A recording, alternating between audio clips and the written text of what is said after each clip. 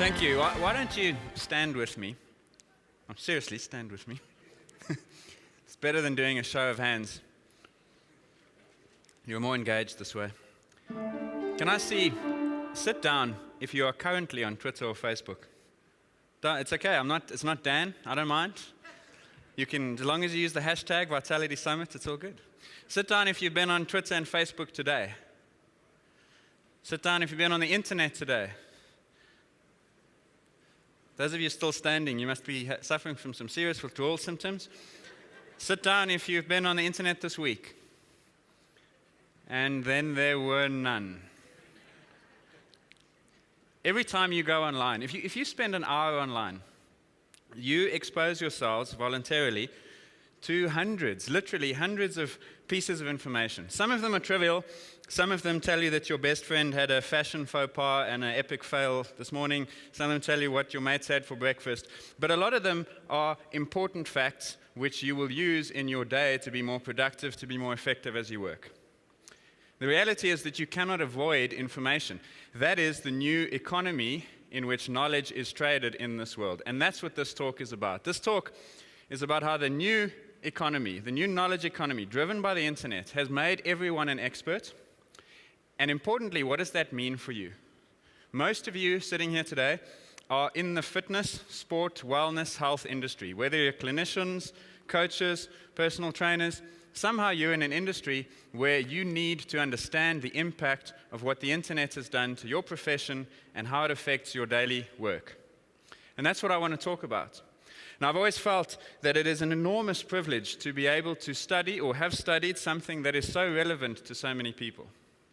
If I was a nuclear physicist at a BRI and I was telling someone about the resonant frequency of the Higgs boson particle, everyone would leave and go get another beer.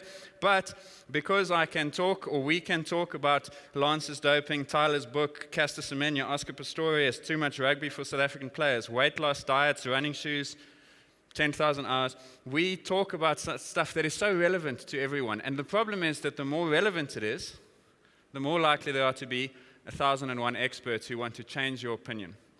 And cutting through that clutter is one of the biggest challenges that you will face, and that's what this talk is about. So there was a time, many, many generations ago, where the knowledge economy looked very different. And in fact, a situation such as this, one guy talking, everyone else listening, would have been your only interaction with knowledge. I would have been, or an expert, whether it was Dan or Tyler or Tim, would have been your only touch point with the outside world. They would have told you the truth, you would have believed them. Then we moved on to Knowledge Economy version 2.0, and that was built around tertiary institutions, technical colleges, specialized institutions like ETA, where anyone can now go and become an expert. This is the second economy, the second knowledge economy. And the way it works is as follows, is that everyone starts at the bottom of the pyramid down here. Is this working? It is. It's just not showing up there. Everyone starts down here.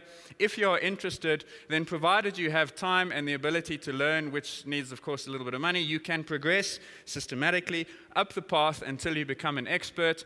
It's at that point that they give you a fancy title and many letters behind your name, and you're officially a big shot.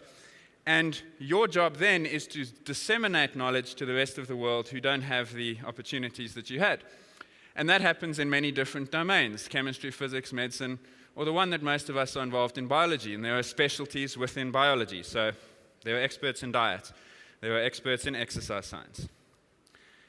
Now, within that system, there is a sacred flow of knowledge. You can move up the system, but knowledge goes down it, in theory. Because the way that works is that said expert at the top, who has studied and earned his credentials, now begins to conduct research to gain new knowledge. So that research gets published in scientific journals, it's peer-reviewed by other experts, and eventually that knowledge works its way down the system via the mainstream media and becomes general knowledge. So what we learn about diet, what we learn about training for strength, for fitness, pretty much started at the top of the pyramid and then came down. These are the custodians or the providers of knowledge. There are 4 problems with this. The first one is that it's expensive and time-consuming to study and learn. The second one is that the scientific journals can be bought, and so the knowledge is corrupted from the top. The peer review process similarly can sometimes be affected by that. And finally, there's the media, because the media are never ones to let the facts get in the way of a story. And so what you end up hearing often is corrupted or tainted either by the false interpretation, accidentally or deliberately, by the media. And so this system has an upside in that you trust these experts to provide valid claims, but it has a downside in that it's inaccessible to most, it's restrictive, and it's unable to meet the demands of technology. Now, 10, 15 years ago, before you were all tweeters and Facebookers and Googlers, this is what knowledge looked like.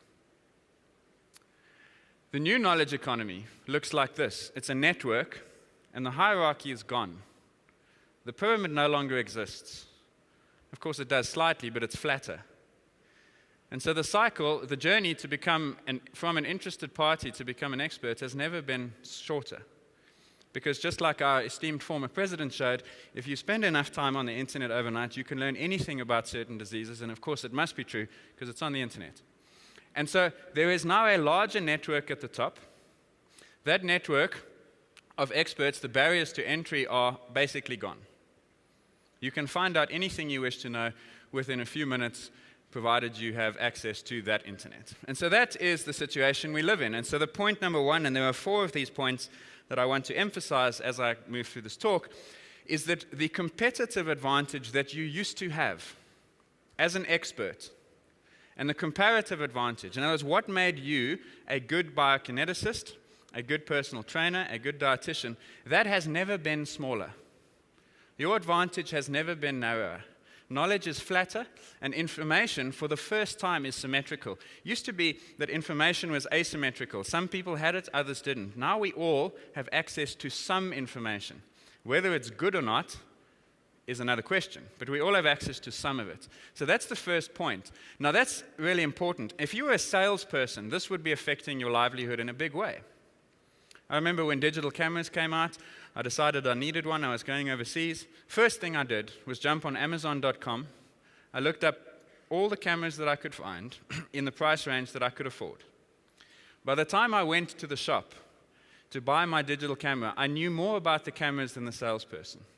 Because I'd read 20 people's reviews, I knew that this camera took great shots in low light. I knew that this one had a better video mode. I knew this one had good battery life, and I knew this one had a weak lens. And so this is information that you can go and find.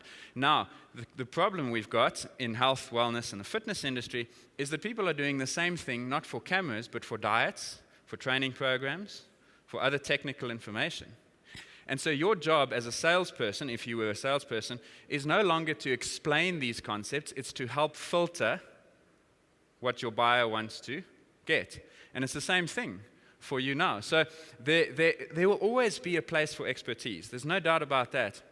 But the end user, your client or your customer, is now equipped to challenge the facts and the truth more than ever before. People will go to the doctor and they will have a diagnosis off the internet before the doctor sees them. The doctor is no longer the trusted, all-knowing source of knowledge and information. The internet is, and the doctor has to try and challenge those facts and filter them for the person. So that's the problem we have. And there's the saying that every man is entitled to his opinion, but only one is entitled to fact. That's the old economy. In the new knowledge economy, if you look hard enough, and the internet makes it even easier than that, every man is entitled to his own facts. And that's the problem, right? So, for example, here's a ridiculous fact. The world is flat. You know that's incorrect. But it doesn't, if you're an Amazonian Indian who's never left the village, or if you live in the Sahara Desert and you've never gone further than the place that you grew up, that statement is true. Regardless of the fact that we put man on the moon and we can now see that the earth is sort of round or geoid or whatever the shape is, that statement is true. And your truth is irrelevant to the person who believes that. So that's the one problem with facts, is that sometimes an untrue fact can be, for all intents and purposes, true. The truth is irrelevant. Here's another statement. We've heard a lot about obesity today. There is no question that one of the most effective ways to combat obesity would be to encourage smoking. No doubt, that would work. Economists have data showing that when people stop smoking, obesity goes up. The two follow, you know this to be true. If you've ever stopped smoking, you'll know the challenge. That is truth. The top one is false. The bottom one is true. They're both irrelevant. because you can't realistically use smoking as a strategy to combat obesity. So the point is that the facts that you present sometimes are absolutely irrelevant, and the truth or the fact or fiction behind them is actually not in play. So that's really important to understand as we move forward, and I'm going to give you some examples of these in a moment. So this is the implication. When we talk about complex questions, and there are many, I'm going to give you 3 examples in this presentation. There is a fact. For instance, it takes 10,000 hours of practice to become an expert performer. Malcolm Gladwell, Outliers, Matthew Syed, Bounce, that's their fact. Running shoes prevent injury, that's a fact. Or running shoes don't prevent injury, also a fact, someone else's fact. And then the last one, carbohydrates make you fat. Yes, I am going there.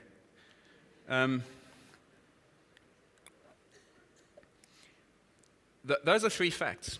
The question is, are they true or not? And more than that is, are they relevant or not? So you come out from that, because those are all handed down to you by some expert, whether that's Malcolm Gladwell, who writes for New York Post, therefore he must be telling the truth, or the New York Times rather.